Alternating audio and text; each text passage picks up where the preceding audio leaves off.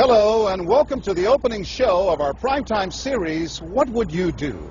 If you see something and you think it's wrong, do you step in or do you step away? What people say and what they do aren't always the same. That's why our hidden cameras are so revealing. In our first scenario, we weren't sure what to expect when our opinionated man behind the counter meets the Muslim woman in a headscarf. Deep in the heart of Texas, at this little roadside bakery, bigotry is being served with a coffee and bacon. Sir, I had a question. No, ma'am. We don't serve Muslims here. I'm sorry? This is America. We're at war with your people. I don't know what you think I am. I'm just trying to get an apple. Well, you're a terrorist is what you are. So... Excuse me? You got to take your business elsewhere. We don't serve your kind here. The other customers at this bakery near Waco seem to hear everything, but they barely look at the Muslim woman, even when the language is tough to take. Get back on the camel and go back wherever you came from. Sir, I'm an American. I was born and raised in No, this you're not. country. Americans don't wear towels on their head. Muslim Americans say these are words they hear all the time in all parts of the country. But here at the bakery, what the customers don't know is that this Muslim woman and the man behind the counter are actors. The bakery is working with us, all part of a primetime hidden camera experiment on prejudice and patriotism. Please take your business elsewhere. Am I asking too much? When no one even tries to help her, she makes a direct appeal. Sir, would you mind ordering me an apple strudel? That's why I'm here. I can give you the money. I have no problem. That's not a problem with me. Please, no, sir. Huh? I'm not going to let you order. But when he gives her the cold shoulder, she finally just leaves. You could have helped her out. You could have spoken up. Why not? Me speak up for her? Well, if he tried to do some harm to her or something, then I would have. But why not try to set him straight? I really think that a person that owns his own business should be able to say who they sell to. She's not American. Others seem to agree with our actor as to who's an American and who's not. Is it all based on the way we look? I'm an American citizen. I just would like an apple strudel, please. Well, I'm sorry. Then why don't you dress like an American? You're so This is American. for religious purposes, sir, and I don't think you have any right to say anything. So I'm religious. I don't wear, Halloween costumes around. I mean, am I wrong here, sir? Not me. I run my business the way I want to run. That's right. Don't come in here without shoes and skirt on. This customer is adamant that the man behind the counter is doing the right thing. I'm ready for you. But the fact is, it's against the law to deny service to someone based on their race or religion. My name is John Quinones, and I'm with ABC News. What did you think of what you heard here? I didn't hear anything racist. He told her he wouldn't serve her. Well, he can say he wouldn't serve you if you come in here barefooted without a shirt on. But she wasn't barefoot or without a shirt on. Well, she wasn't dressed right. What do you mean? If I was running the place, I'd do the same thing. You wouldn't let Muslims shop at your store? I sure wouldn't. We never expected customers to be so candid. How do I know you don't have a bomb in there? Watch what happens this time when, once again, our Muslim woman is denied service This is not right. and again leaves. I mean, we reserve the right to not serve. That's right. Certain kind. That's right. That's, I appreciate seeing that. I think that's the first time I've ever seen that. He not only commends the man behind the counter for his discriminatory behavior, but he gives him the thumbs up, not once, but twice, Good job. All right. as he leaves. Sir, can I talk to you, sir, for a second? But when I approach, Sir, we're with ABC News. there is no thumbs up for me. We staged a little experiment in there to see how people would react to that kind of attitude. You're not an American. I am an American.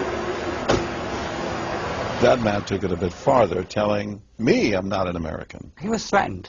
Jack DeVideo is a social psychologist at Yale University. So when we as Americans feel threatened from the outside, we're going to define ourselves in very rigid fashions. Either you're with me, and if you're not really one of me, then you must be somebody else who's against me. The young woman in our experiment is an actor, but for this woman, discrimination is all too real. Nahaya Javed helped us design our experiment. Although born in Chicago, she says she's constantly characterized by fellow Americans as the enemy. They always start off with, you're a terrorist, Osama lover, towel head, camel jockey, on and on. While attending college in Texas, she says she continually suffered verbal abuse and has even been physically attacked just because she's Muslim. They assume I'm not from here, and if I tell them I'm American, they're like, no, you're not. Just because you were born here doesn't make you American. And I'm like, so what makes you American? It's a daily battle. Mm-hmm. And I don't feel like living in America, I should have to fight this battle. Meanwhile, back at the bakery, our actor is at it again. But how do I know you're not a terrorist? Terrorists look like you. But this time the customers are sympathizing with the Muslim woman. Right, I know, but can you blame me? Yeah, I can't blame you, actually. Why? What's the problem? All right, we'll get out of here. You need to go yourself, actually, what you need to do. Okay, sir. I'm a good American, all right? We're at war with these people. My dad's a veteran. Go yourself. So is mine. And he's not the only one who walks out in anger. You need to stop segregating against people. It's wrong. Excuse me? She's an American. No, just like you're a bad American. Time and again, people speak out with their pocketbooks. You lost a couple of customers, just so you know.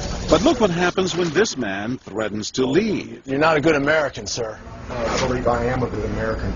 My son just came back from serving in the Army for over a year in Iraq, and that has nothing to do with her rights. I understand that. Thank you, sir. And I hear what you're saying. But I can't believe you would be so discriminatory.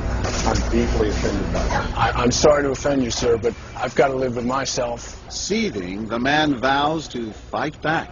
I will let people know this. I've stopped here every time I come by this place, and I'll never stop here again.